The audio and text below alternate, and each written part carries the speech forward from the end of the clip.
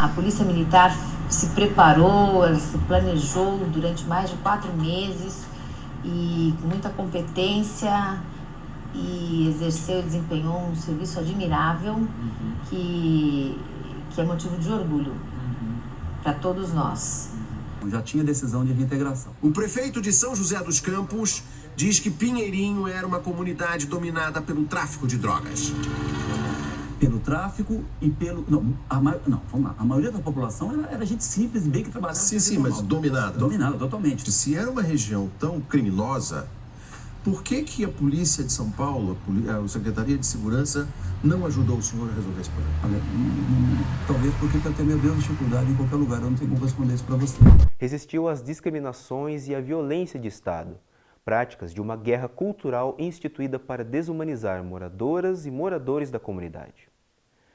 Essa guerra cultural tinha o objetivo de enfraquecer o movimento, promovendo ódio e violência para atiçar a população da cidade de São José dos Campos contra os moradores da ocupação. Esse mecanismo de guerra cultural esteve presente nas declarações do prefeito de que na ocupação viviam traficantes, nos cortes recorrentes de água e luz, na rejeição das crianças nas escolas e nos postos de saúde. E foi aprovada uma lei na Câmara de Vereadores para negar qualquer serviço ou benefício social aos moradores.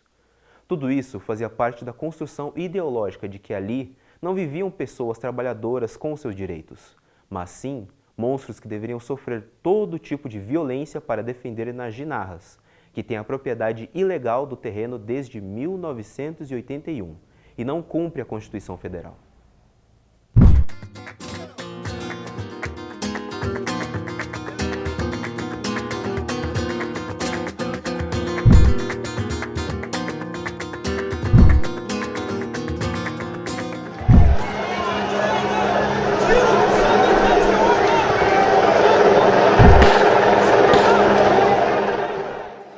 Vocês, daqui a um ano e pouco, entrarem na casa de vocês, vocês entrem de cabeça erguida. Vocês não devem essa casa a ninguém, não devem a mim, não devem ao governo federal, não devem ao governo estadual nem à prefeitura. Essa casa vem, primeiro, do dinheiro arrecadado do povo brasileiro. Segundo, ela vem também da luta de vocês. Vocês conquistaram essa casa. Vocês têm direito a ela. É uma questão de cidadania e é assim que o povo desse país tem de ser tratado. A desocupação do Pinheirinho prova que para pessoas excluídas, violência militar. E para milionários lesa-pátria, a proteção da justiça. A criminalização da pobreza e o racismo orientam e conduzem as relações econômicas, sociais, culturais e institucionais. Juntamente com a força de trabalho dos povos indígenas originários, pessoas negras foram arrancadas da África e escravizadas no Brasil para enriquecer os portugueses. O fim oficial da escravidão, com a sua abolição em 1888 pela Lei Áurea, não foi acompanhado de medidas de indenização ou reparo pelo trabalho forçado durante 350 anos. Desde então, naturalizou-se a cultura da opressão no país. A desocupação do Pinheirinho demonstra o abandono de pessoas que são incluídas no capitalismo de forma perversa. Então, esse negro já começou o processo de emancipação, vamos dizer assim, à parte da sociedade. Porque ele não tinha, então, moradia, ele não tinha trabalho, ele não tinha educação, né? Ele não tinha nada e não havia nenhuma previsão para isso. E como o Brasil foi organizado? O Brasil foi organizado a partir de uma relação entre os grandes proprietários de terra, certo? E a estrutura que a gente foi montando. E isso foi se perpetuando.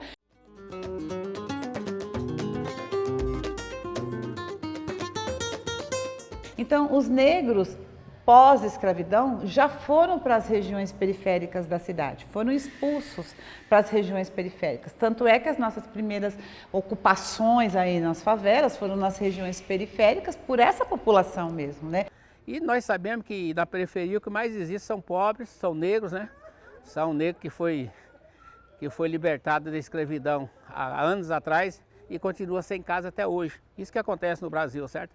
E a gente tem herdado, historicamente, a gente está falando aí de alguns anos, né? Não tem 2 séculos ainda essa história, né? Não tem 2 séculos, quer dizer, a gente está falando de 4 gerações só, quer dizer, minha bisa já foi filha de escravo, minha tatara era escrava, né?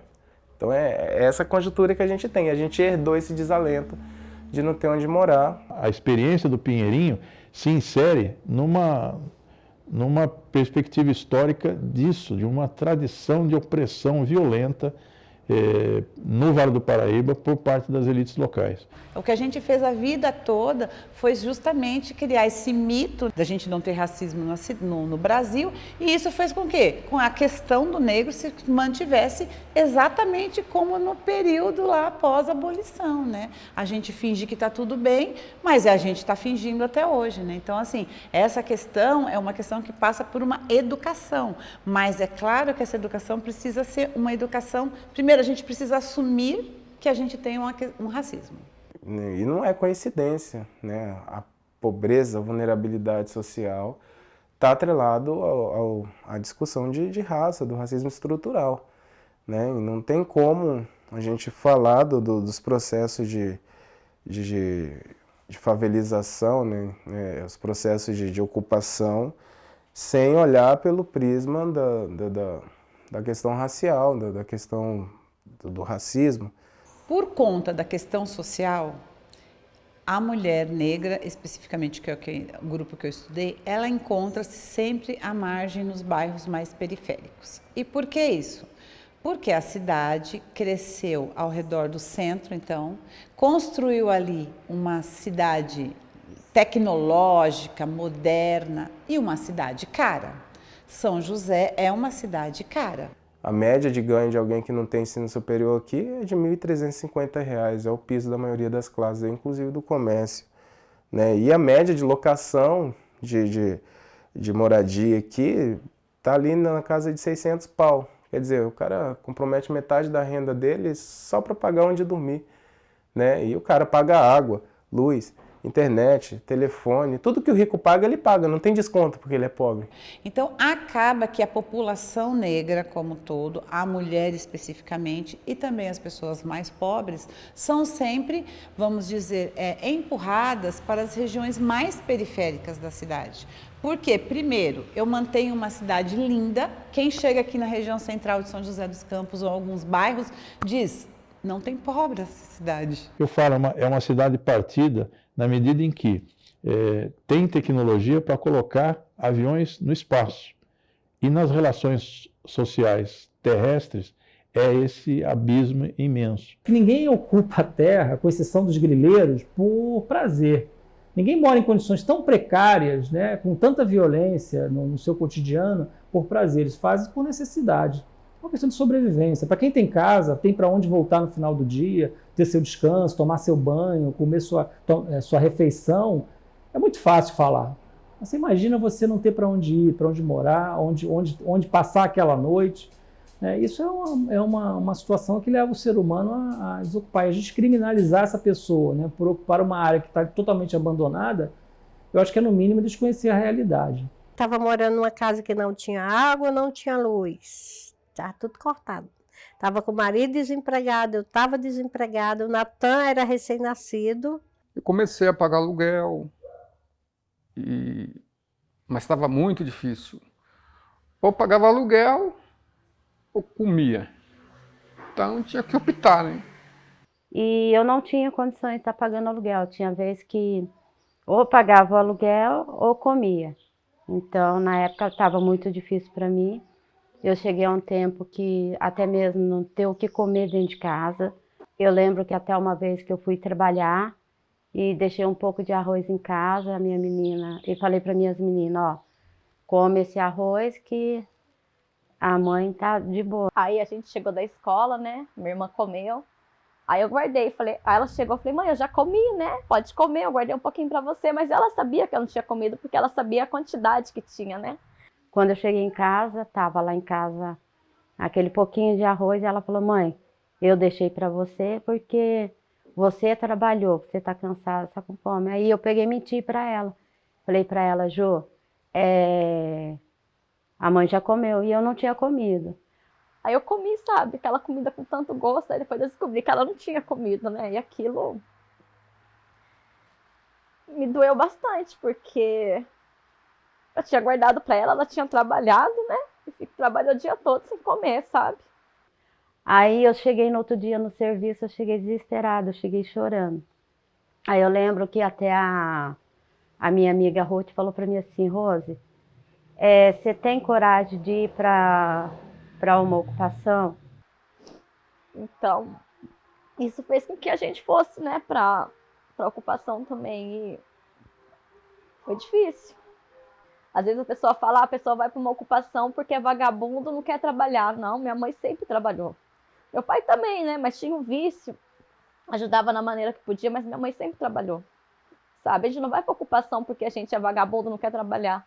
Vai porque infelizmente você trabalha, mas você tem que escolher, né, entre pagar uma conta, entre pagar a luz, entre pagar aluguel, entre comer. Quando você tem criança é mais difícil ainda. Pinheirinho foi um sonho aqui na minha casa. E depois que a gente foi para a ocupação, foi difícil. Mas a gente comia pão todo dia. Então você tinha aquele dinheirinho que não era para aluguel, mas você podia comprar o pão todo dia. Eu vi do Cabral, ele que era na época sindicalista acho que era dos químicos. Só vai acabar a violência no país se a população tiver emprego, casa, comida, que o filho tiver uma roupa, um tênis para estudar, para ficar um tempo integral dentro de uma escola, né? Isso a burguesia tem, né? Agora querem jogar o pobre na rua pedindo esmola e não querem que a violência avance. Apoio as ocupações para reduzir a violência, apoio as ocupações para que toda a população tenha comida em casa, tenha arroz, tenha feijão. Apoio as ocupações para que as crianças tenham educação de qualidade, para que se transformem em engenheiros, advogados ou cientistas no futuro. Dessa maneira que ele falou. Você acha que ocupar a terra é ser invasor? Não, não é. Uma terra que está parada há mais de 30 anos, você acha que isso é invasão? Essa terra não cumpre a função social, o suposto dono não paga os impostos, e você fica criminalizando. Eu parei tudo para prestar atenção naquilo que ele está falando. Falei, esse cara tem razão. A gente trabalha feito um louco. E a gente sequer pode colocar comida no prato, comprar uma roupinha, muito difícil. Esse cara aí tem razão. Na Ginarras também não paga IPTU desde 1981, ano que comprou o terreno do Pinheirinho. Por 41 anos, o proprietário guarda uma dívida maior que 190 milhões de reais. Na verdade, se coloca o confronto entre diversos direitos. Direito à moradia, direito de resistência, direito à propriedade, né, direito à posse, que é diferente de propriedade. A Constituição estabelece a função social da propriedade e estabelece, inclusive, alguns princípios gerais de proteção, direito à moradia, direito ao trabalho, dignidade da pessoa humana, que é um princípio axiológico de toda a Constituição. Todos esses princípios têm que ser ponderados, né? O que acontece é uma leitura seletiva, onde se privilegia o direito de propriedade de forma literal e esquece que a Constituição fala de todos esses outros princípios, né? Proprietário que descumpre função social da sua propriedade não tem proteção constitucional e perde o direito. Primeiro precisa compreender o que diz a Constituição. A Constituição fala que a propriedade tem função social. Se ela não cumpre a sua função social, ela perde a sua razão de existência para aquele que não dá a função social. Em Pinheirinho havia função social típica, clara. As pessoas lá moravam, as pessoas lá viviam. Diferente da função da especulação imobiliária e, confirmado o que você afirma, se houver também a especulação tributária, né? Se não pagava o IPTU, o que destrói toda a tese da função da propriedade que ali na Girava defendia. Na verdade, as ocupações diárias, elas não são causa de nada, né? Elas são consequência de uma política totalmente equivocada, né? O uso da terra ele não é prestigiado, simplesmente a propriedade. E essa propriedade sem função social, sem destinação, ela é destituída do seu próprio sentido. Porque hoje os bilionários do nosso país ocupam, eles roubam. Os bilionários da soja, por exemplo, eles invadem o Amazonas, né? Destroem árvores centenárias, vendem a madeira e ocupam terras que não são deles, são grilagem, né? Ocupam terras para plantar soja ou para colocar o gado lá, né? Tanto é que a nossa floresta está sendo arrasada. A seca está vindo para cá porque não tem chuva que saia da floresta, né? E esses bilionários, eles ocupam. Eles não ocupam, eles invadem. Por que o Estado brasileiro convive tranquilamente com esse descumprimento da Constituição Federal? Há uma inconstitucionalidade na utilização, é o que a gente chama de estado de coisas inconstitucional, né? É uma inconstitucionalidade permanente dessa omissão do poder público, tão poderoso, tão violento contra os pobres, que ele utilize essa mesma força para fazer com que a propriedade cumpra sua função social. Essa mesma força a gente não vê.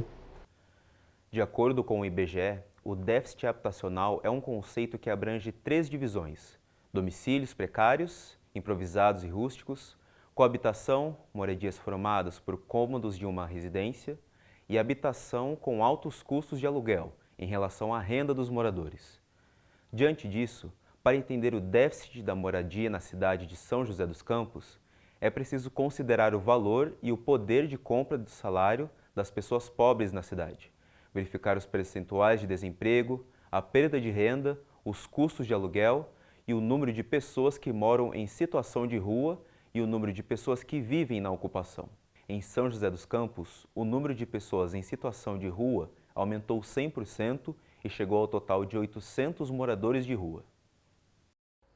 Então, nós fizemos uma reunião com a prefeitura. Na época, o juiz aqui de São José dos Campos determinou que a prefeitura de São José dos Campos criasse uma secretaria de habitação. Até no tempo não tinha. Então, aí nós conversando com o prefeito na época, era o Emanuel Fernando, né? E ele dizia o seguinte, que se a gente não ocupasse uma área da prefeitura, ele não ia se meter com a situação não. Aí que a gente deveria sair de lá, que a gente estava no Campão, e o Campão é uma área onde ia ser construído o hospital municipal.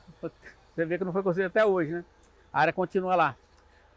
Aí nós eu pesquisando, o terreno o pessoal dizia que era do Bentinho, o comendador Bentinho, certo? Aí eu falei com o meu irmão, o Branco, né? E com o Assis, o professor Assis, que na época trabalha na prefeitura, e eles descobriram que o terreno era da Ginarra, mas ninguém sabia que o terreno era da Ginarra, só nós sabíamos, só os 3 sabiam. Então nós tiramos a ocupar aquele terreno, e o terreno não pagava IPTU, não pagava nem TR quando era rural, nem IPTU depois que passou a ser urbano, certo? A ocupação Pinheirinho planejou a organização e o desenvolvimento daquele que, considerados o número de moradores e as atividades ali estabelecidas, era quase uma pequena cidade. Desde o início, a área da ocupação foi dividida em lotes de 250 metros quadrados. Havia o setor rural, onde plantava-se e criava-se animais.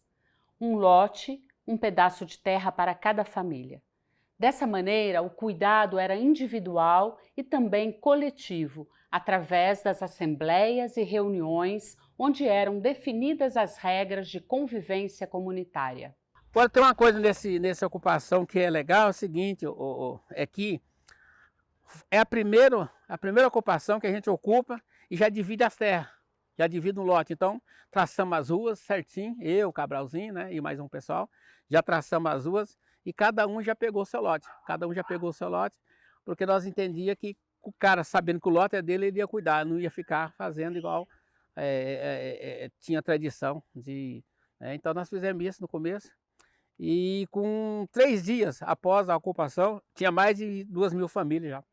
A área do Pinheirinho foi ocupada no começo do ano por cerca de 500 famílias. Segundo a coordenação do movimento, atualmente 8.600 pessoas vivem no local, que tem 1 milhão de metros quadrados e pertence à massa falida da empresa Selecta Comércio e Indústria. Me surpreendeu muito quando lá estive percebemos que ali havia uma especulação imobiliária protegida por grupos poderosos e, para surpresa minha, também com um relatório da subseção corroborando o que eu não estava presenciando, corroborando que havia uma invasão, quando, na verdade, havia um movimento que queria, porque assista na Constituição, o direito à moradia.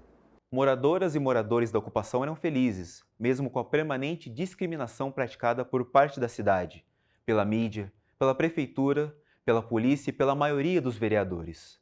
Esse sentimento teve origem na luta unificada, na sensação de pertencimento, no respeito mútuo, na consciência política de que estavam defendendo o futuro de suas famílias com relevância nacional e internacional. Eu tenho mais saudade lá dos meus pés de fruta. Eu tinha bastante pé de fruta plantado, né? Então lá não faltava as frutas. Cara, o que eu mais gostava da ocupação era assim, a convivência com o pessoal, né? Era um pessoal tudo humilde, pessoal que não fazia medo de você falar com qualquer um, se andava qualquer hora dentro do bairro, não tinha problema nenhum, todo mundo respeitava todo mundo. Pela ocupação, pelo que eu lembro dessa parte, que eu sempre brincava, sempre corria lá pro barracão, ficava lá no barracão. Aí quando eu tinha evento de Papai Noel, eu também ia pra lá também correndo, descia o morro correndo, já me machucava também. Era muita alegria. Era um lugar que eu me sentia muito, assim, vamos dizer, muito mais à vontade. Gostava muito daquele lugar.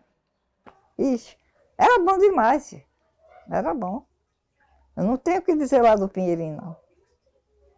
Tudo perto das coisas, quando você queria ir no mercado, era bem pertinho. Aqui não, agora não, porque agora construíram o mercado aqui. Mas aqui me vieram, ó, pra gente comprar as coisas.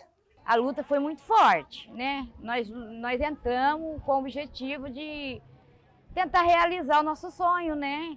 De ter nossa moradia, nossa dignidade, sabe? E teve muito sofrimento, mas ao mesmo tempo teve alegria, muitas festas, né? Eu participei de vários atos, junto com os pessoal do Pinheirinho, sabe? Eu me senti acolhida. Nós éramos uma família. Então, quando eu ia trabalhar, os meus vizinhos ajudavam a olhar, entendeu? Aí, então, eles me ajudavam muito ali, olhando elas para mim trabalhar. As ruas da ocupação foram organizadas de acordo com as regras e medidas definidas pela prefeitura. A vegetação e as fontes de água foram preservadas. A ocupação do Pinheirinho foi organizada em 14 setores, como se fossem quadras de um bairro. Para cada setor haviam 2 coordenadoras, já que eram em sua maioria mulheres. As decisões aconteciam dentro de assembleias semanais. Nos sábados realizavam-se as assembleias gerais com toda a comunidade. Nas segundas-feiras acontecia a assembleia da coordenação da ocupação, com as coordenadoras dos 14 setores. Nas terças-feiras tinham reuniões nos setores, todas no mesmo horário. Nas quintas-feiras havia reunião de liderança com as pessoas parceiras de fora da comunidade. Um coletivo de segurança vigiava a ocupação para impedir a entrada de pessoas desconhecidas. A portaria era controlada 24 horas por dia, onde ficava a secretaria do movimento. Ficar conhecido, ficar, né? É que nós usamos um negócio, um sistema que é diferente de tudo, né? Que foi fazer tipo de um soviet. É que uma reunião de coordenação, escolhemos 14 setores, dividimos em setores. A maioria dos coordenadores era mulher, sabe? Cada coordenador tinha um vice-coordenador, certo? E nós fazíamos todas segunda-feira uma reunião de coordenação. Na terça-feira uma reunião de setor. Essa reunião de setor ela feita no mesmo horário para que as pessoas não tivessem história diferente. Eu costumava dizer que até as piadas teria que ser a mesma. Até as piadas teria. Fala, Bigoleide. Beleza. E eu costumo dizer o seguinte, que até as piadas deveriam ser as mesmas, para não ter problema, né? Tem aquela história que quando você conta uma história, né? E a turma vai multiplicando, chega lá a história vira... Não, ali não, tinha que ser igual. Na quinta-feira nós tínhamos uma reunião mais política, mais fechada, e todo sábado uma assembleia convocada, certo?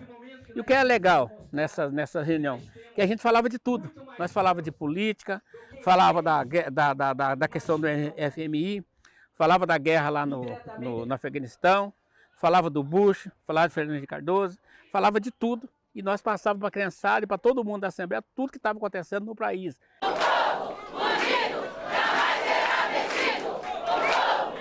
Era uma escola, aí eu comecei a crescer, aprendi muito com o Pinheirinho, que as pessoas estavam lá porque precisavam, porque todo mundo tem direito à moradia, a gente tem que lutar, né? Foi uma aprendizagem muito grande que no Pinheirinho as mulheres eram um destaque, né? Porque era muita mãe sozinha, muita mãe de família, muito... Lá era mulher na luta, mulher em tudo.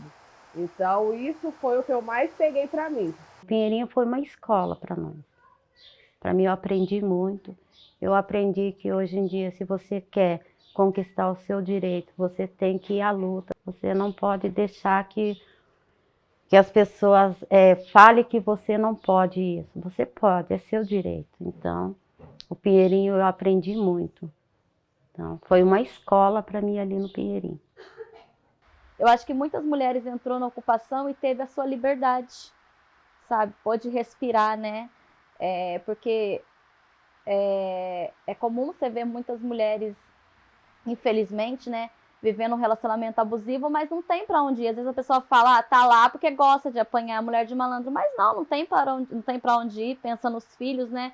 Então acho que muitas mulheres que no Pinheirinho eram chefes de famílias, elas ganharam a liberdade de poder respirar, de poder sair da violência de dentro de casa e estar lá no Pinheirinho construindo uma vida ao lado dos filhos, né? E no Pinheirinho a gente tinha muito essa união, as mulheradas se uniam, né? E sempre conversavam, a gente tinha um coletivo de mulheres, onde a gente sempre alertava, né? A gente não pode ficar sofrendo um relacionamento abusivo, né? A gente tem que denunciar. Fiquei muito impressionada com essa força mesmo, né? Que é a força que a mulher tem, né? E que carrega um bonde na defesa aí da sua família, dos seus filhos, né? Então, todas elas eu senti isso, sabe? Eu percebi isso. Primeiro é isso que eu falei, dessa consciência delas também, bastante politizadas, bastante atuantes, nessa luta pela defesa das suas crias, né? Na esperança, né? de que os filhos venham a ter uma vida melhor do que tiveram. Isso eu ouvi bastante delas também, né? Com esse sistema de organização, a ocupação tornou-se uma comunidade, uma escola de formação política, uma grande família que cuidava uns dos outros. Por isso, resistiu às discriminações e à violência de Estado. Aí comecei a entender que eu também tinha que me engajar ainda mais na luta. Eu tinha e tenho até hoje um apito de jogador de juiz de futebol. Até hoje esse apito está comigo aqui. E aí eu comecei a ver a necessidade de estar chamando o povo realmente para a luta. E qual era o meu papel? Chamar para as assembleias, que tinha todo santo dia tinha assembleia. No comecinho, todo santo dia tinha assembleia. Os ataques seguidos por parte da prefeitura eram abaixo de qualquer discussão jurídica. Por exemplo, cortar o fornecimento de água no Pinheirinho. É a tática do nazismo com os guetos. É você tentar estrangular as populações pela recusa ao fornecimento de um bem básico da vida. Vai ficar sem água. Como é que pode um negócio desse? Chegou um tempo que a imprensa criminalizava de uma forma tão grande, e a burguesia, que dizia que ali só tinha ladrão, traficante, bandido, quando na verdade famílias trabalhadoras que saíam de manhã e voltavam à tarde para suas casas. Às vezes a gente tinha que mentir que a gente não morava no Pinheirinho para conseguir um emprego, e quando eles descobriam a gente já era mandado embora. Porque aqui no Brasil é assim, né?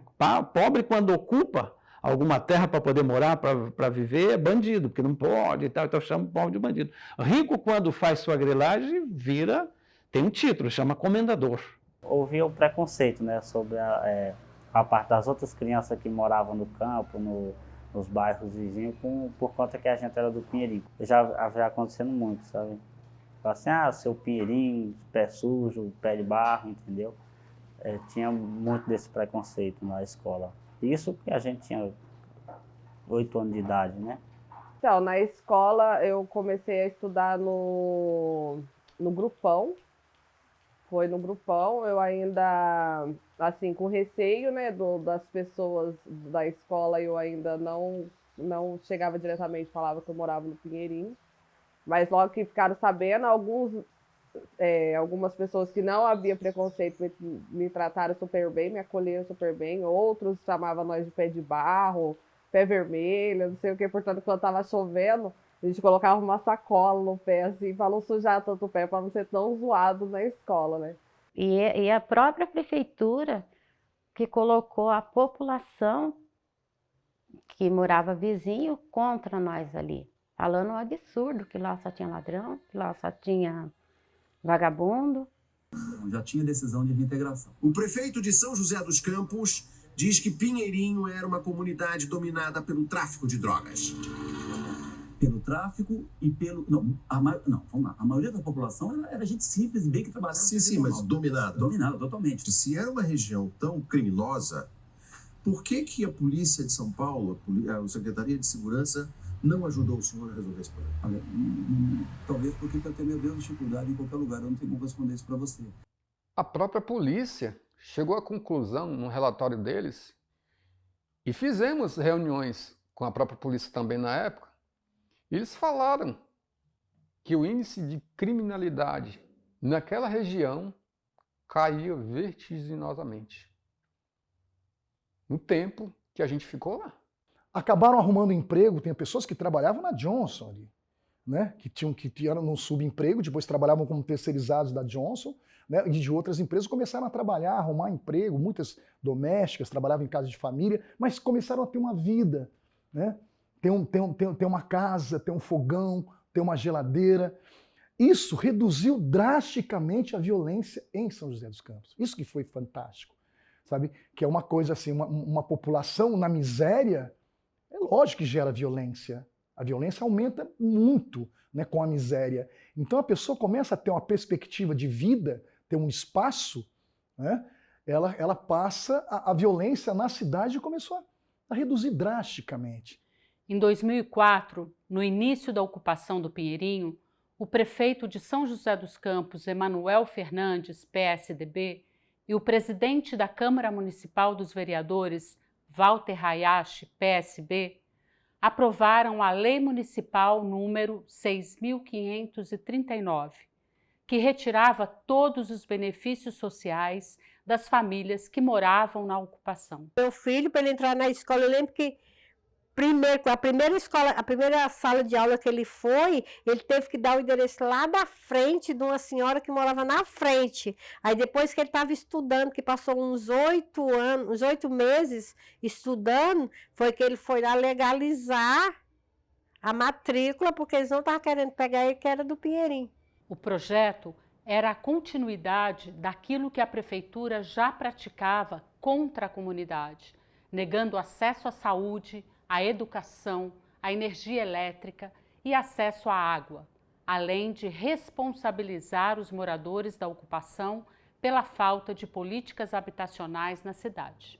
Também fez aquela lei que as crianças do Pinheirinho não podiam estudar em escola lá próximo, né?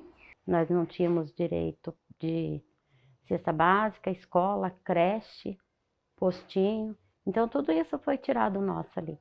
A lei atacava os direitos básicos das pessoas e os moradores a nomearam de Lei Hayashi e Lei da Fome.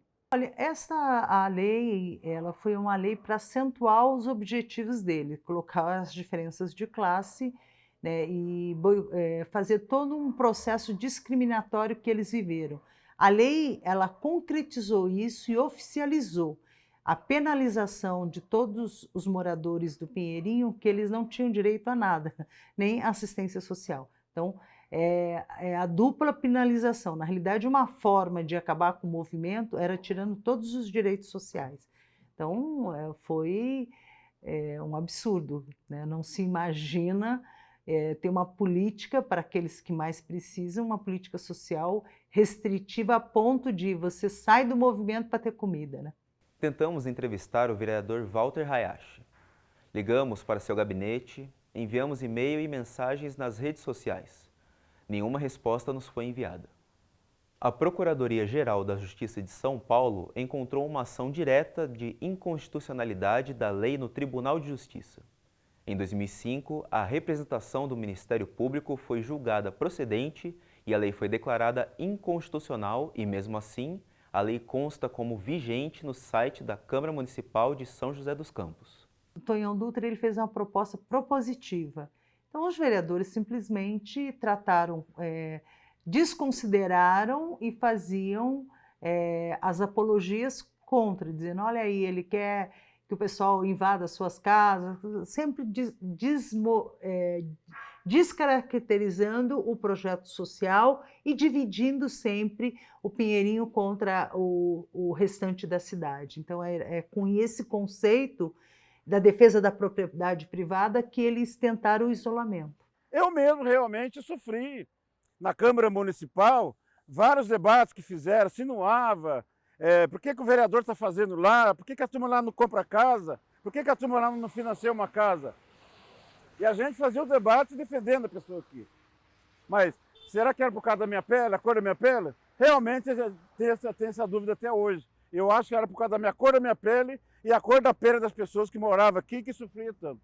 Em 22 de janeiro de 2012, o jornal Estadão publicou: o presidente da Ordem dos Advogados do Brasil, Ofir Cavalcante, classificou como ilegal a reintegração de posse que foi realizada ontem, apesar de ordem da Justiça Federal mandando suspender a ação. Cavalcante afirmou: há um conflito de competências e isso só pode ser solucionado pelo Superior Tribunal de Justiça. O processo judicial, e a gente está muito acostumado com isso, é uma situação em que você pode ganhar o que você está pedindo, você pode perder o direito que você acha que tem, mas ele tem que ser feito dentro da lei. E o que a gente falava é o seguinte: não existe problema nenhum da reintegração, no pedido, na ordem, mas desde que seja feito dentro da lei. E o que menos se observou ali foi a lei. Na madrugada de 22 de janeiro de 2012, com a autorização da juíza Márcia Loureiro, da 6ª Vara Civil de São José dos Campos, do presidente do Tribunal de Justiça de São Paulo, desembargador Ivan Sartori, do juiz Rodrigo Capês, do prefeito de São José dos Campos, Eduardo Cury, e do governador do estado de São Paulo, Geraldo Alckmin, enquanto todas e todos dormiam, a Polícia Militar invadiu a comunidade Pinheirinho e transformou o domingo em um dia de terror para aproximadamente 7.000 pessoas excluídas socialmente, sem acesso a moradia digna, entre elas pessoas portadoras de deficiência, idosos, mulheres e crianças. Então, cara, a gente estava achando que qualquer hora ia ser desocupado mesmo, mas na sexta-feira teve uma reunião, na sexta, Silvana? Na sexta-feira uma reunião lá e aí, não vai ter desocupação, mas acabou, né? E todo mundo foi dormir tranquilo. Pegou a gente desprevenido, que falou que não iam retirar ninguém, né? Mas quando foi de madrugada, 3 horas da manhã, começou a chegar a cavalaria e a gente foi pego de calça curta. Quando eu acordei de manhã, foi com a gritaria do pessoal.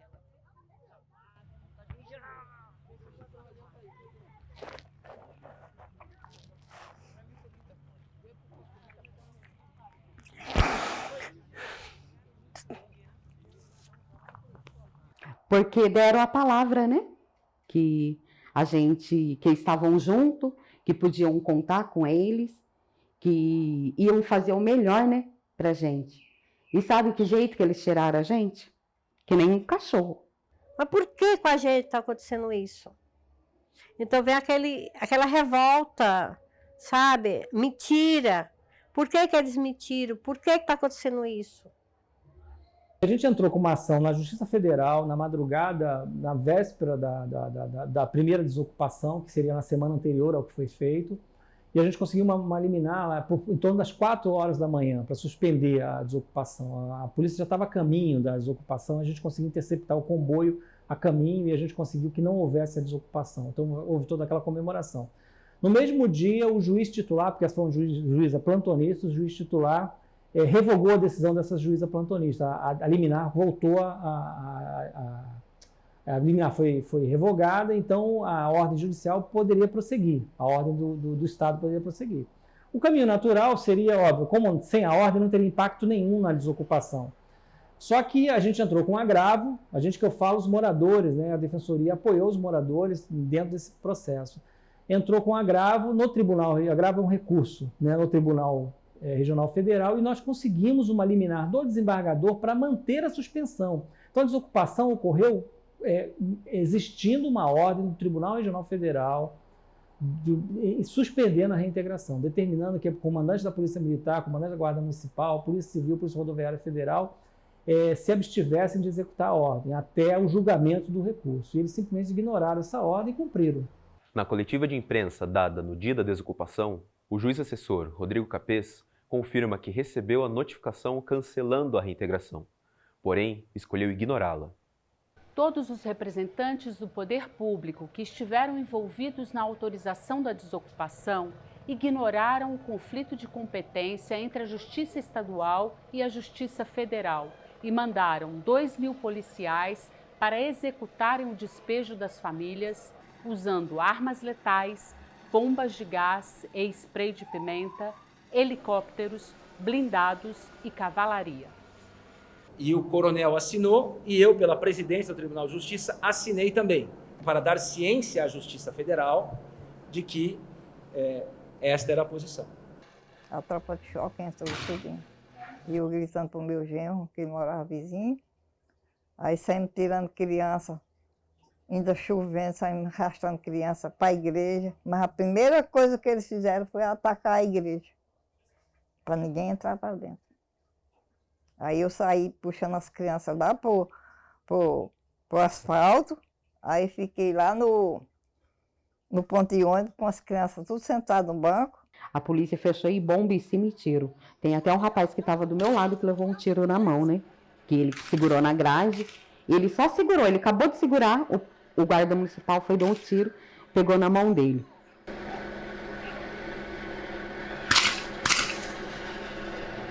Derrubaram a grade lá e os policiais, os guardas, a GCM começou a dar tiro mesmo, com pistola no rumo do pessoal, assim, começou a dar tiro, ameaçar de jogar bomba.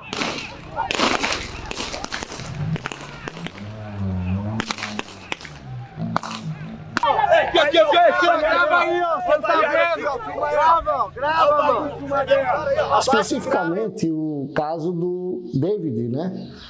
David Washington Furtado, que foi um dos alvejados pela Guarda Municipal, a mando do prefeito municipal, e que encontra-se, inclusive, esse processo para ser julgado pelo Tribunal do Júri como tentativa de homicídio, deixando, inclusive, sequelas nesse trabalhador, que ficou realmente com problemas estruturais, principalmente na sua mão, até mesmo de trabalho, impossibilitado de trabalhar.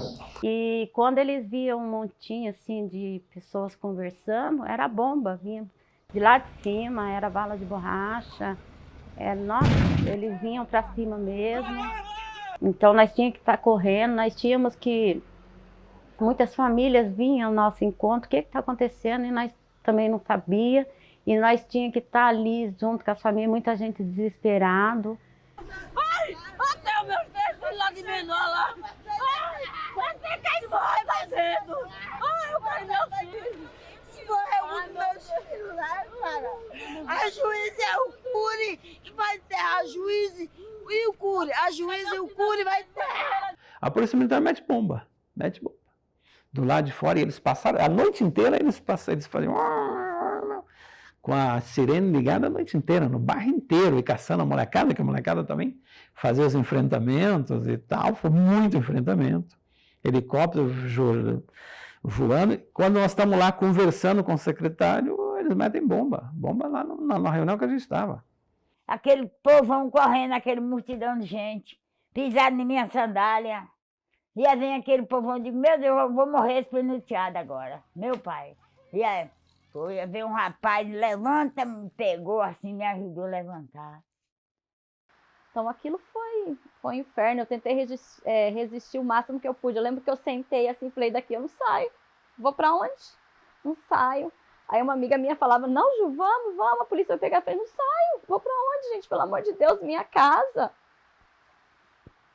Sabe, foi um inferno. Um inferno, uma dor que eu não desejo pra ninguém, porque... Aí eu lembro que no dia seguinte a gente tentando o caminhão para poder tirar os móveis, né? Não tinha para onde ir, foi até meu primo que conseguiu o caminhão e quando a gente entrou, a minha casa já tinha sido derrubada com tudo. Sabe, se olhar ali tudo que você construiu, cada bloquinho que você sofreu para comprar, sabe? Derrubado. Na hora que eu estava lavando roupa, meteram o pé no portão, entraram e pediram para eu sair. E não era para eu tirar nada, só os pertences mais para usar na diária. Aí eu peguei a minha bolsa e saí. Aí eles pegaram os papel, lacraram algumas coisas e falou que era para mim ir lá no polo esportivo, fazer o cadastramento, que era para os caminhões entrar e que ninguém ia mexer em nada. Então lacraram, peguei minha chave, tranquei a porta e trouxe. Aí eu fui fazer o cadastramento. Lá eles falaram para mim que pediram aonde que eu ia ficar. Eu falei que ia ficar na casa da minha irmã. Aonde que era para botar as coisas. Eu dei o endereço que está aqui. Aí ela falou, olha, amanhã, na hora que for retirar as coisas, a gente vai estar te ligando e você vai estar entrando com o pessoal do caminhão e oficial de justiça. Até aí, correto. Quando foi hoje, eles falaram para mim, olha, se você arrumar caminhão, pode tirar suas coisas. Arrumei o caminhão, entrei, quando eu cheguei lá só achei a minha cama e minha estante na rua. E o resto das minhas coisas ninguém sabe. Que não deixou nós não tirar nossas coisas. Ó, na minha casa ficou guarda-roupa, cama, eu só tirei só a roupa do corpo, a compra que nós fizemos, nós tiramos a metade, ficou geladeira, ficou fogão, só não ficou o bujão que eu ainda pude arrastar, mas o resto ficou tudo. Eles não deixaram mais tirar nada, nada. Pegar nada, só saiu com a roupa do corpo. Nem documento, nem nada foi pego. E eles não tiraram nada. Do jeito que eles tiraram, eles levaram.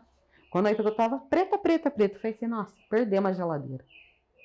Aí foi 2 lutas para comprar tudo de novo, né? E comprar roupa, comprar sapato, comprar tudo. A minha filha estudava, o material de escola dela perdeu tudo. Minha mãe perdeu mesa, armário, sofá e um bocado de coisa a mais ainda. Minha mãe perdeu tudo, só deu tempo de tirar as roupas.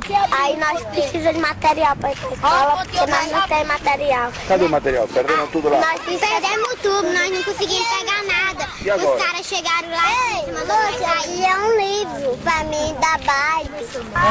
E eu vi derrubando minha casa. Você viu? Vi, e nós veio com a roupa do corpo. Quebrando a sua cama? Você lembra de quê? Quebrou minha cama e queimou meu colchão.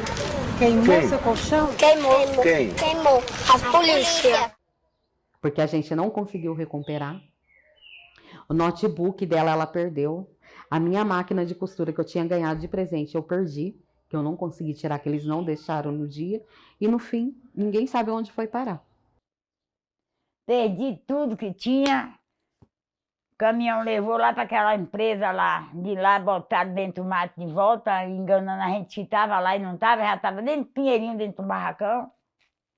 Hoje você vê, ó. Ali, ó. Não tem um armário bom. Porque eu digo não. Por quê? Porque não pode comprar. Porque tudo que eu tinha eu perdi lá. Simplesmente, ó, você tem 10 etiquetas, você vai levar o que você puder, o que você não puder vai ser destruído. Isso não existe em lugar nenhum.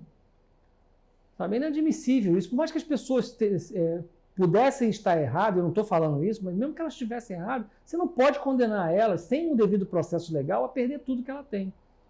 E aí eu estou falando de... Você imagina que você tenha 15, 20 minutos para tirar tudo que você... levar tudo que você pode da sua casa. Faz esse exercício. As coisas de maior valor que você tem. E aí a gente tem perda de fotos de filho, DVDs de filmes de infância. Né?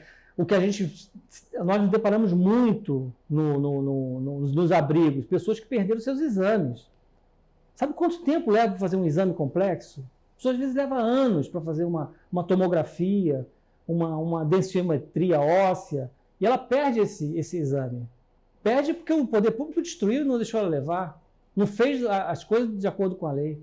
E essa pessoa tem um prejuízo para a saúde física dela, pessoas que não tinham remédios, que não tinham conseguido tirar seus remédios de pressão, né, para o coração. Então, assim, foi pessoas trocando de fralda, tinha que fazer uma cortininha para a pessoa com deficiência trocar fralda no meio do abrigo. E eu não estou falando que ninguém me contou, eu vi. Se eu não tivesse preparado psicologicamente, eu teria surtado, porque foi muito difícil. Aí a rota foi que botaram um camburão da rota e me levaram para fora do acampamento, fomos na escola Edgar. Aí chegaram lá, conversou lá com o comando lá, depois me levaram para lá para o Eldorado, aí filmaram meu rosto, falaram coisas horrorosas a meu respeito. E aí me levaram para a delegacia 31 de março. A rota me deixou lá e a polícia militar foi que ficou ali. E ali me humilharam de todas as formas, levaram os capacetes, os escudos junto comigo e dizia que eu era o líder de toda aquela confusão e tal. O sargento, não sei se era sargento, que também não tinha nenhuma identificação. Todos os policiais entraram lá na ocupação, mas não tinha nenhuma identificação, não. Não tinha como saber se era tenente, coronel, polícia, simplesmente, não. E aí, pelo jeito, deveria ser sargento. Falou, mata e joga no rio. Na hora, assim que a gente chegamos na delegacia, lá na 31 de março. Eu olhei para o céu, pensei, meu Deus, se for a minha hora, eu estou preparado. Se não for, tem misericórdia desse homem. Tirou nós do nosso canto, que estava lá, falou que ia vender o terreno para a gente, nós não queríamos de graça. Já estava feita essa casinha da gente. Mas eles fizeram a maior sacanagem. Tanto ele com a Dora Cury como o Manuel. Essa queixa eu tenho dele. Essa queixa eu vou levar o resto da vida. Que você vê criança apanhando, batendo em senhor de idade, até que morreu. Esse senhor morreu. Primeiro houve uma vítima fatal, que isso em cenários de conflito se fala de vítima colateral, que é muito ruim, porque para mim vítima é vítima. Mas foi um cidadão que foi atropelado em meio ao caos que estava instalado no bairro contíguo ao Pinheirinho. Ele foi violento, foi abalroado por um veículo e morreu. O outro caso é mais grave, porque uma das pessoas que estava desaparecida é Ivo Teles dos Santos. Depois vai ser identificado no YouTube uma cena de vários policiais espancando o Ivo Teles. E depois de mais ou menos 15 dias, ele é localizado no Hospital Municipal de São José dos Campos, em coma. O ingresso dele se deu como vítima de traumatismo generalizado. Isso foi omitido depois no boletim médico dele e constava que ele tinha sido vítima de um AVC. Na desocupação de 22 de janeiro de 2012, a comunidade do Pinheirinho sofreu crimes do Estado, violência física, violência moral, ameaças, destruição das residências, queima de pertences pessoais e memórias, que foram praticadas pela PM, pela Prefeitura de São José dos Campos, pelo Governo do Estado e pela Justiça de São Paulo. mas o planejamento foi extraordinário. Eu acompanhei o deflagramento da operação. Nós só temos a parabenizar a Polícia Militar pelo cumprimento do seu dever. Eu disse ao governador: governador, o senhor pode se orgulhar da Polícia Militar do Estado de São Paulo.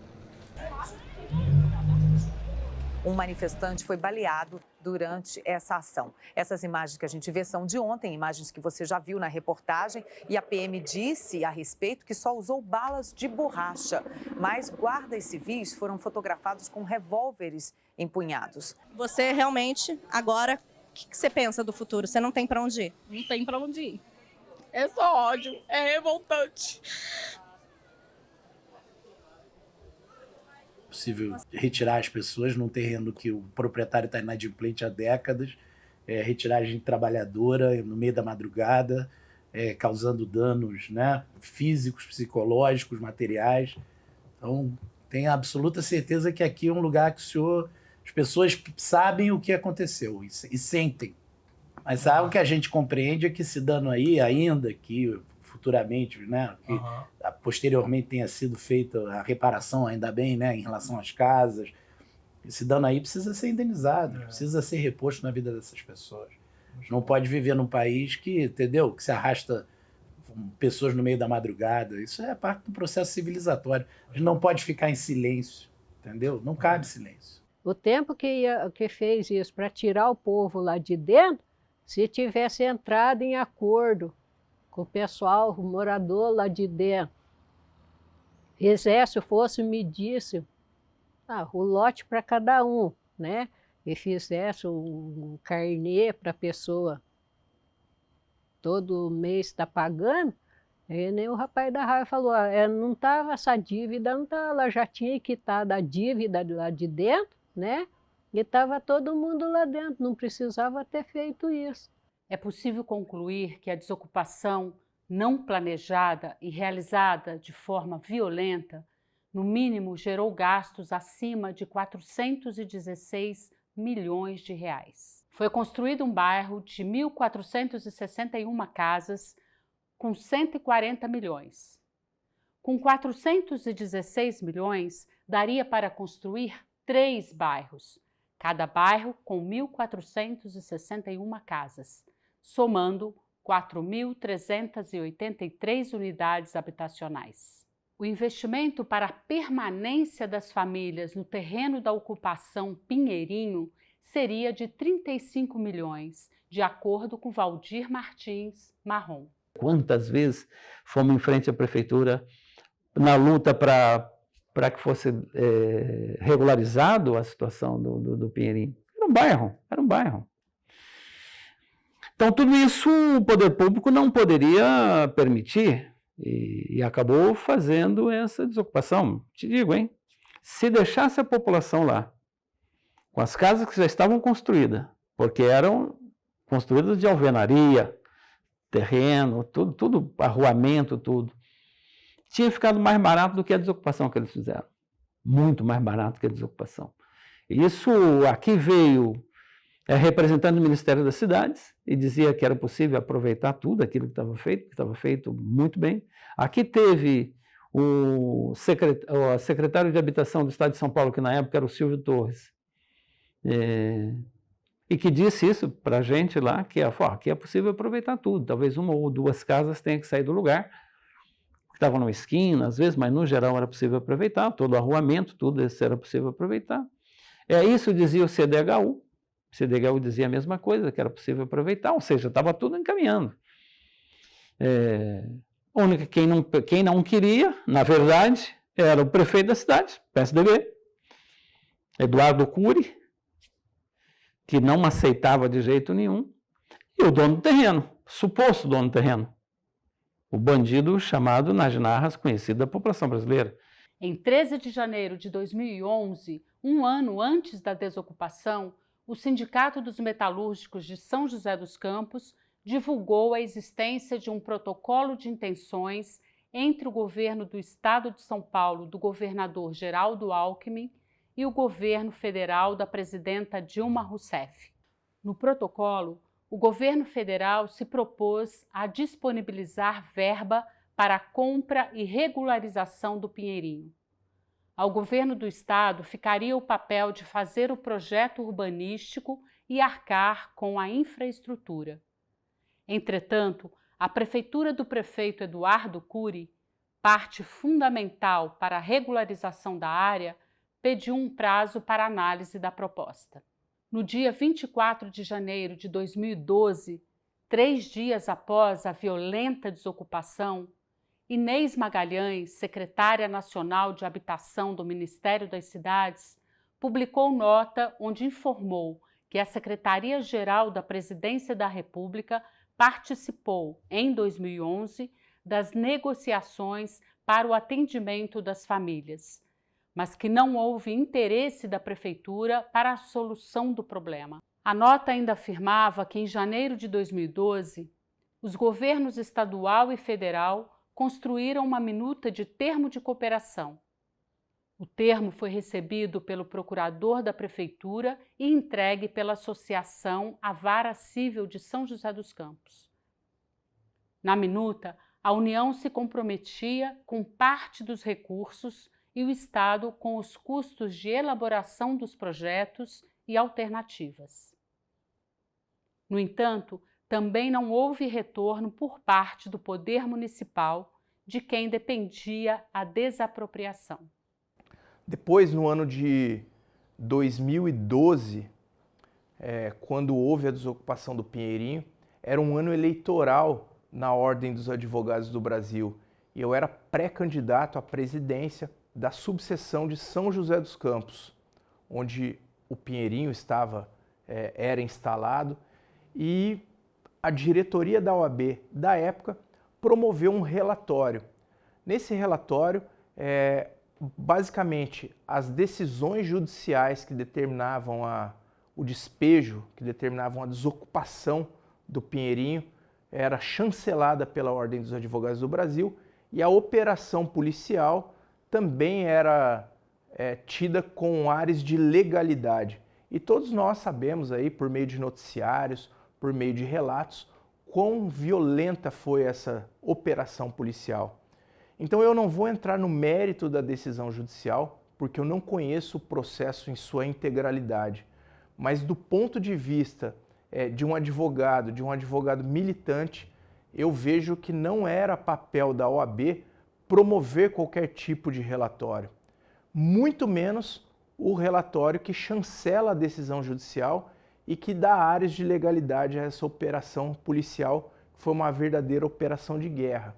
Então, o relatório diz que não houve nem afronta aos direitos humanos e nem afronta às prerrogativas dos advogados. Afronta aos direitos humanos, eu não sei como eles não conseguiram enxergar, porque a população foi massacrada. Homens, mulheres, crianças, idosos. Teve gente que depois veio a óbito, né? E com relação às prerrogativas dos advogados, os nossos colegas advogados haviam sido recebidos só com bala de borracha. O colega Toninho, Antônio Donizete, advogado do Sindicato dos Metalúrgicos e que era advogado do Pinheirinho também, tem marcas de bala de borracha até hoje. Os nossos colegas advogados foram impedidos de entrar para falar com os seus clientes, eles eram advogados do Pinheirinho, né? Então teve todo tipo de afronta aos direitos humanos e toda afronta, o pedido de... afrontaram os direitos, as prerrogativas dos advogados também. Primeira coisa, que ele não tem a publicidade que ele falou que teria tido para ser exarado pela Ordem dos Advogados do Brasil. Né? Porque até hoje eu falei assim, porque consultamos não sei quantos advogados. Não, quem são os advogados? Documentou como? Né? Muito subjetivo, muito solto. Nós estamos falando da Ordem dos Advogados do Brasil, que teve um papel importantíssimo na reconstrução da democracia no Brasil. Segundo, porque é um relatório mentiroso, a realidade não corrobora nenhuma das informações. Se você procurar o sistema de assistência social especializado, se você procurar o sistema de assistência social pública, se você procurar especialmente o Conselho tutelar, sabe contar e tem relatado as histórias e os rumos que as pessoas que viveram esse drama tomaram. Famílias que foram desagregadas, laços sociais que foram desconectados, famílias onde a relação mãe e filha, a relação família foi desagregado de fato, porque um teve que ir para Goiás, o outro teve que ir para o Paraná, o outro teve que ficar na casa da tia, aí criou um vínculo e um laço lá com a tia, esqueceu aqui da família. Isso tudo é muito importante, né? Então, aquele relatório ele não demonstra essa realidade. Porque não é papel histórico da Ordem dos Advogados do Brasil chancelar nenhum tipo de autoritarismo. Cabe à Ordem, como voz cidadã, como voz constitucional do cidadão, cabe à Ordem defender o Estado democrático de direito, a democracia, os direitos humanos e a justiça social. Ou seja, pelo relatório, eu não tenho dúvida alguma que a OAB deixou de lado todo o seu compromisso histórico com os cidadãos, com a cidadania e somou-se ao poderio econômico, somou-se a, se assim podemos dizer, ao lado errado dessa história. Por isso que debater de novo, através da própria ordem, e nós tentarmos corrigir internamente um dos nossos erros. Quando nós nos deparamos com o erro, nós temos dois caminhos. Ou nos omitimos, ou nós buscamos corrigir. Eu fiquei estarrecido em saber, em ter a certeza de que o relatório era usado, vinha sendo usado, enfim, como a principal peça de defesa para toda e qualquer autoridade estatal. Para o Estado, para o município de São José dos Campos, para o Estado de São Paulo, ele produzia uma principal peça de defesa.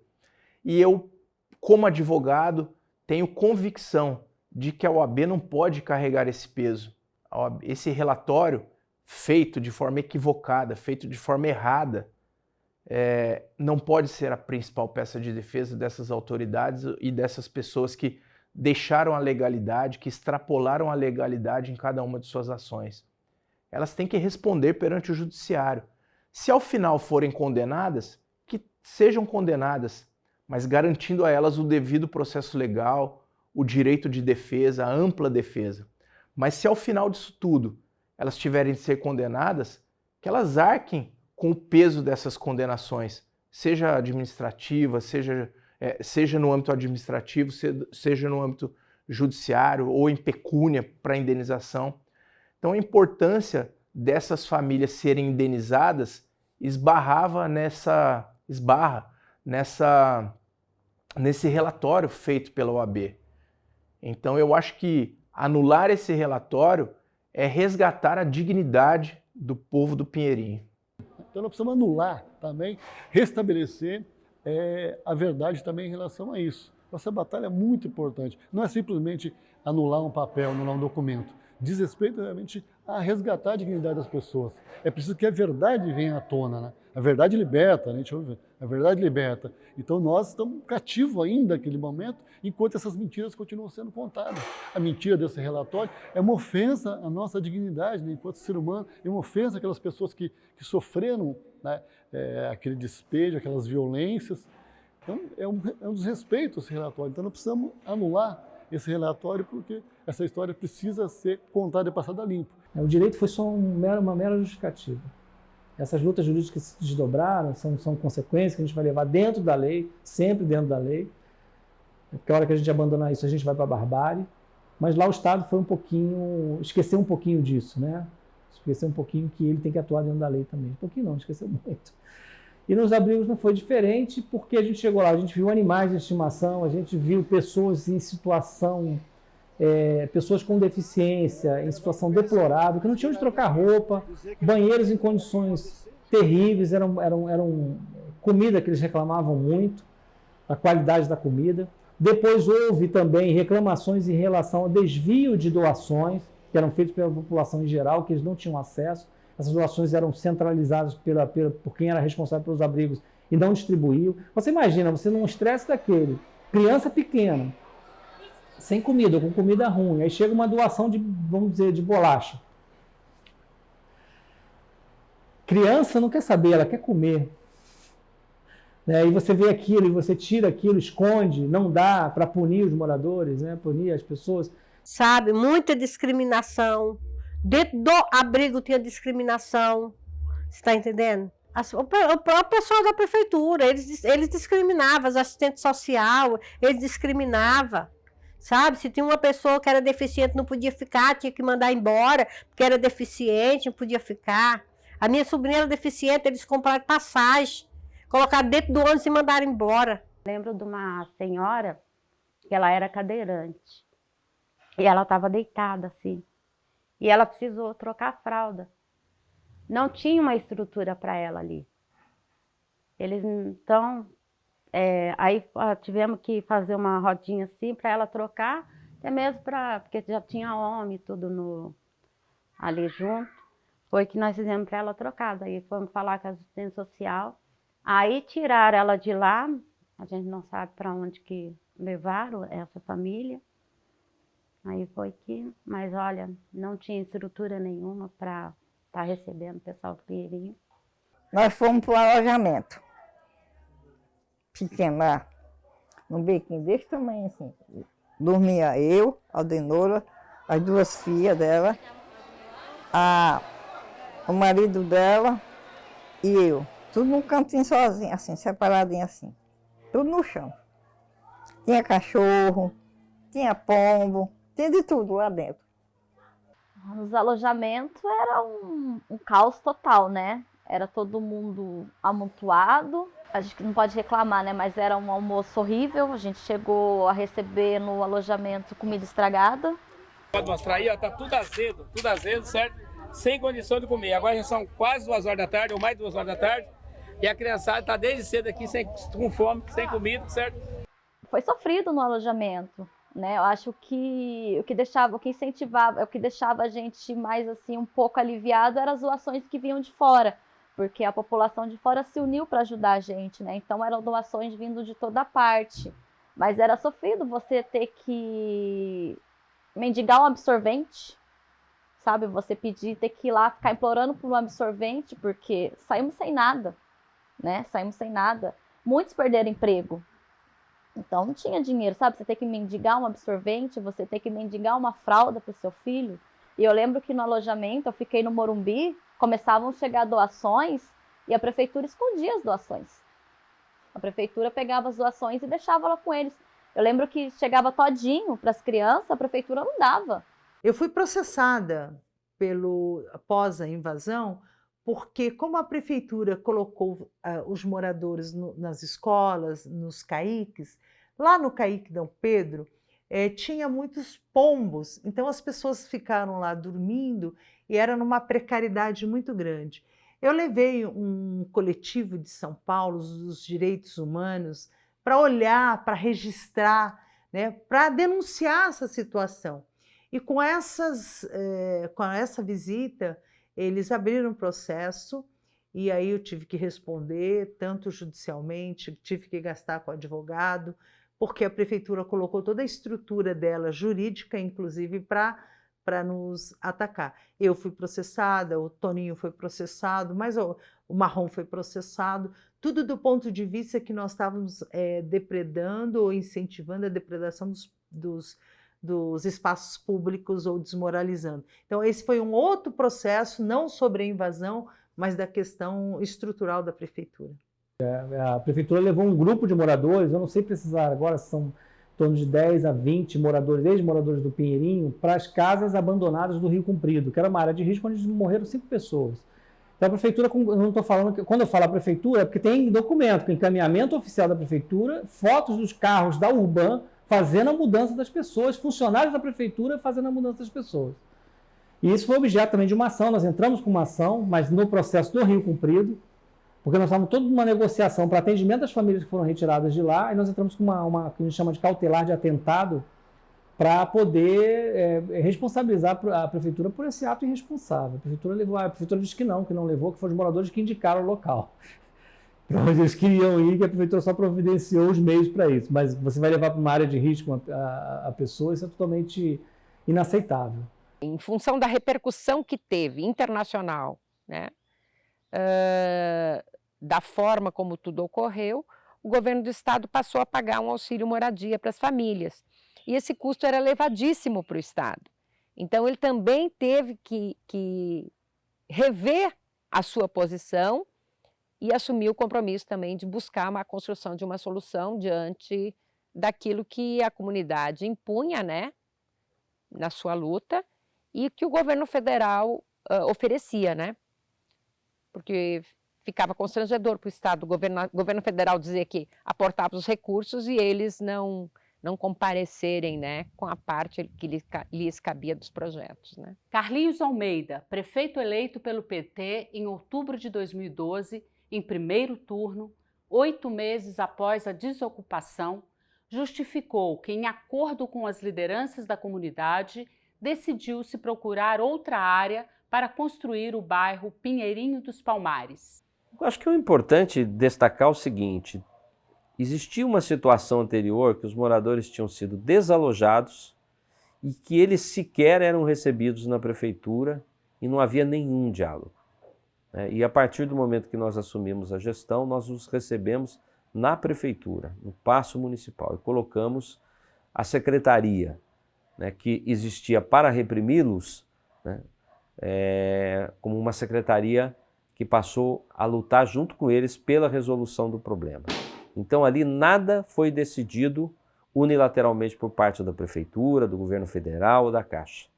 Tudo foi dialogado e as decisões foram compartilhadas com os moradores. Eu acho que esse é um dos motivos do sucesso que a gente tem e que eu digo para você com muita tranquilidade, né? Não existe no Brasil um conjunto do Minha Casa Minha Vida tão bonito, tão organizado, né, que funciona tão bem como o Pinheirinho dos Palmares aqui de São José dos Campos. Pode ter algum que funcione tão bem quanto, mas mais não tem.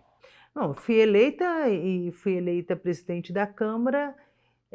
Foi, acho que, o meu primeiro e segundo projeto. Primeiro porque a lei federal do Lula permitia que do Minha Casa Minha Vida, que era possível fazer conjuntos habitacionais. Então, a partir dessa questão, nós mudamos a lei de zoneamento, foi 2 votações, porque é lei de zoneamento, né, plano diretor, e isso foi feito foi acho que no mês de janeiro, fevereiro, fizemos rapidamente. Foram as primeiras leis, foram as primeiras medidas que nós tomamos desde o início para iniciar o processo de busca e instalação do Pinheirinho. Então, porque tinha que mudar a lei, que eles colocaram uma lei restritiva, então nós fizemos e tínhamos todos os elementos, porque o nosso governo queria resolver o problema do Pinheirinho, só que eles fizeram um plano diretor e uma lei de zoneamento para que isso não fosse possível. Eu lembro que a gente começou a fazer uniões, né, e tentar manter o povo unido. Aí eu lembro que quando a gente começou com os primeiros passos para tentar, né, construir as casas, a gente fazia as reuniões com o governo do estado, o governo federal, e eles queriam apartamento, né, e o nosso pessoal não queria apartamento, o nosso pessoal queria casa. Queria casa porque a gente tinha casa no Pinheirinho, né, muitos tinham animais, né, e aí o Marrom fazia reunião, porque tudo era decidido em reunião. Aí o pessoal ficava desapontado, apartamento, mas a gente tá precisando, né, mas a gente quer casa. E você via que o pessoal ficava desapontado quando falava em apartamento, né? Porque eles queriam casa. E chegou até uma proposta de uma empresa, que agora eu não consigo me lembrar o nome, de fazer vários condomínios, tipo assim, um na Zona Sul, um na Zona Norte.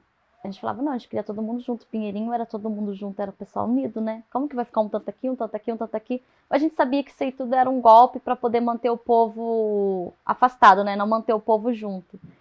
Aí você olhava a carinha daquele pessoal, a gente queria casa, todo mundo junto. Na verdade, a gente queria voltar era pro Pinheirinho. Aí eu lembro que uma reunião com o prefeito, com o Carlinhos, a minha mãe e o Juarez, que tinha mais receio de ir para apartamento, porque eles tinham bastante gato, né? Aí eles falavam assim, a gente queria casa. Aí o Carlinhos olhou para eles e falou assim, mas eu também quero casa, a gente também vai construir casa. E aquilo foi, sabe, quando a gente falou aquilo na Assembleia, o povo, todo mundo feliz, né? Aí, é casa, vamos construir casa, então vamos começar a ir atrás de terreno. Então eles ficaram muito felizes e eu fiquei, não vou dizer que mais feliz, mas tão feliz quanto eles a gente ter conseguido viabilizar essa construção em casas, né?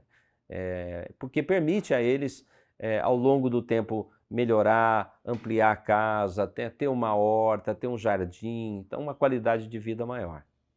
A gestão do prefeito de São José, Carlinhos Almeida, PT, que trabalhou com o governo federal e governo de São Paulo na construção das residências do Pinheirinho, encerrou em 2016, ano que iniciou nova gestão do eleito prefeito Felício Ramute, PSDB. A mudança de gestão causou medo na comunidade de que a entrega das casas destinadas às famílias despejadas do Pinheirinho em 2012 pudesse não acontecer, visto que Felício Ramute integrava o governo do prefeito Eduardo Cury, PSDB, durante a desocupação.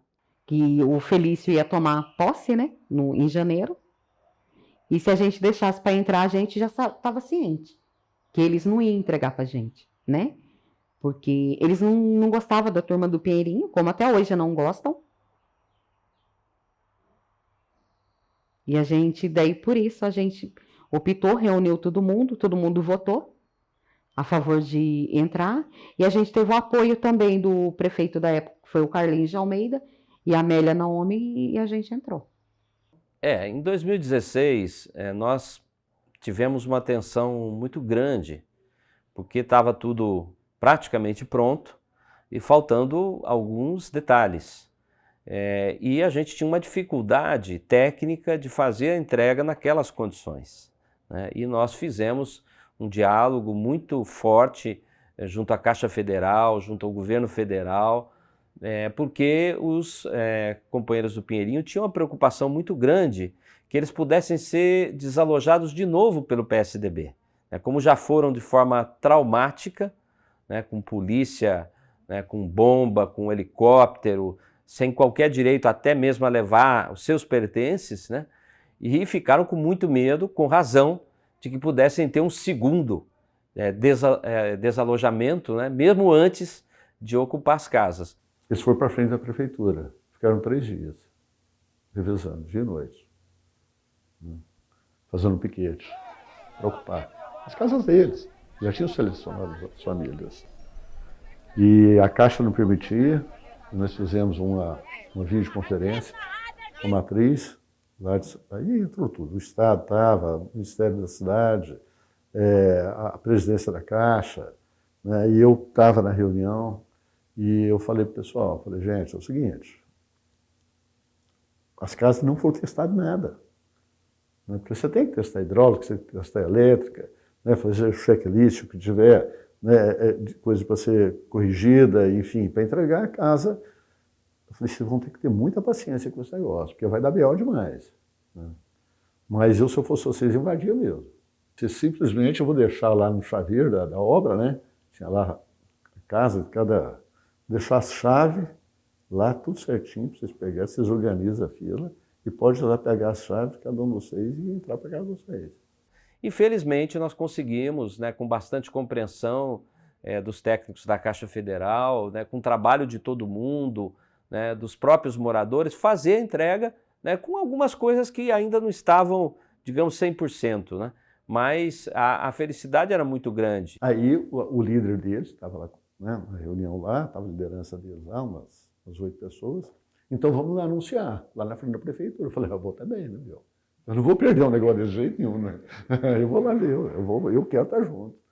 Moço, nós chegamos lá, eles me botaram numa Kombi daquelas de carroceria, e eu subi naquela carroceria ali, né, e me deram o microfone lá, rapaz, e eu comecei a falar com esse povo, só comecei a falar, e não dei conta de terminar, né? Porque eu só chorava, né?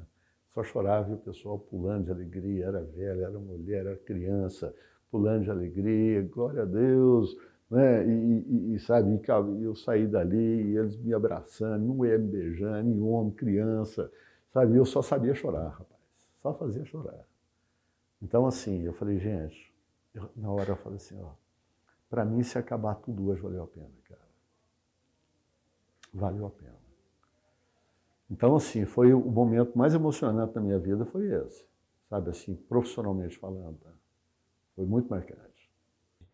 Eu sei, por exemplo, de gente que foi lá tentando fazer entrevistas, né?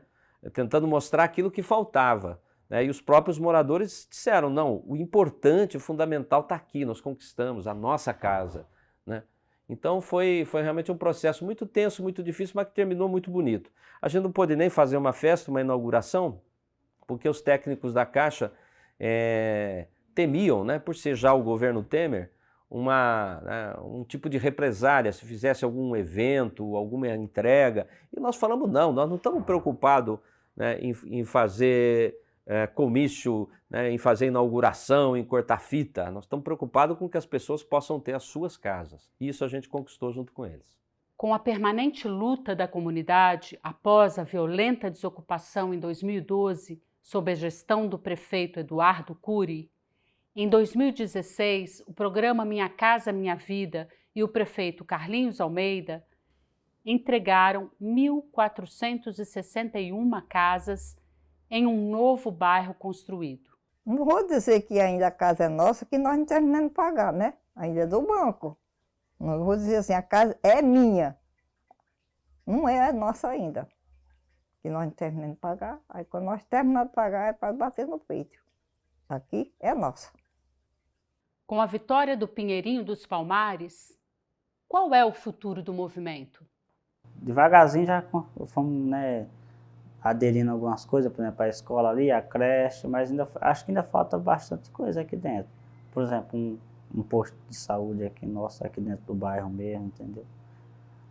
Os ônibus a gente conseguiu aderir mais umas linhas de ônibus aí, melhorar um pouco o transporte que era bem escasso aqui. Os ônibus eram um espaçamento de 1 hora, 1h30 para o outro. Agora já passa com bastante frequência, mas acho que ainda tem bastante coisa aqui que a gente pode aderir aqui dentro, para nossa melhoria mesmo. O nosso canto de nós fazer um posto de saúde, o terreno está ali embaixo? Não tem. Tem que a gente descer lá embaixo, chegar lá. Mas aí não tem médico. Dá viagem ferida. Liga tanto que eu não venho mais. Vou só ligar, mando a minha filha ligar para saber se tem médico. Eu tenho um problema na perna para estar descendo nessas ladeiras. Não, filho. Ele deve ver isso que está passando com os pobres aqui. Mas ele não vem. Só sabe mentir na prefeitura. Só sabe fazer coisa de estrada, essas coisas assim. Fazer jardim, tudo. O povo não come jardim. Então, nós não temos os espaços que era para ter, né? Estava no projeto o espaço para nós estar fazendo assembleia. Que nem aqui a dificuldade.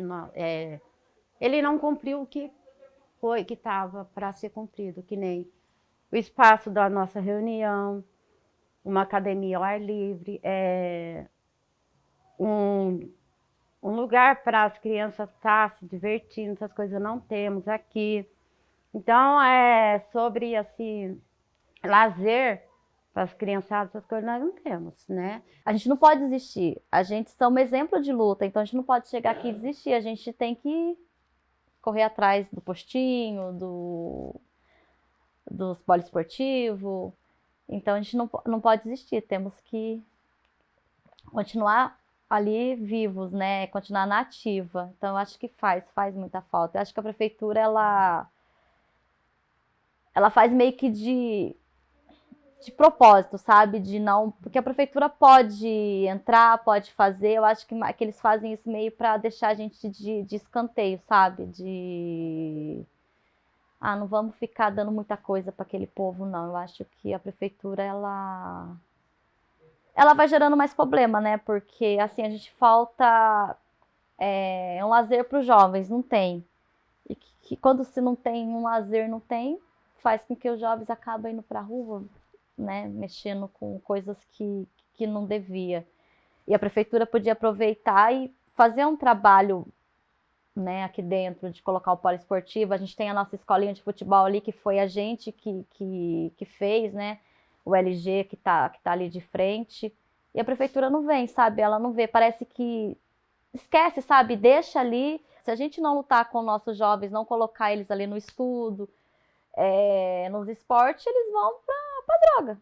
infelizmente, né? E quando você mora numa periferia, o que as pessoas falam? Só tem drogado, só tem vagabundo, sabe? Você não vê que a prefeitura faz um trabalho para fazer com que isso acabe, sabe? Que venha, que traga cursos, que traga estrutura para esses jovens. E eu acho que a prefeitura, o governo, ele faz isso de propósito, para dizer que periferia é assim. Seguinte, cara, eu acho que na rua a criançada não tem muito o que arrumar. É porque se a criançada ficar solta na rua, vai terminar caindo no crime. O crime está aí, pegando qualquer criança que queira entrar no crime, né? E o foco da gente é esse, é levar para o caminho certo. Então, parabenizar essa comunidade pelo esforço, pela persistência, pela tenacidade e pela coragem, né? De mesmo terem sido vítimas de uma brutalidade extrema, terem conseguido forças para reerguer e reconstruir suas vidas. Para não desistir da luta. Que a luta continua. E outra coisa, a amizade que nós fizemos, não só aqui em São José, mas acho que no Brasil inteiro, as pessoas elas não podem desistir dos objetivos. Que a gente só tem aquilo que a gente corre atrás. Se você não corre atrás, se você não luta, você nunca vai ter nada. Que seja na saúde, que seja dinheiro, que seja no amor, que seja na moradia, você só tem se você lutar. Então, o que eu desejo para eles é que todos lutem.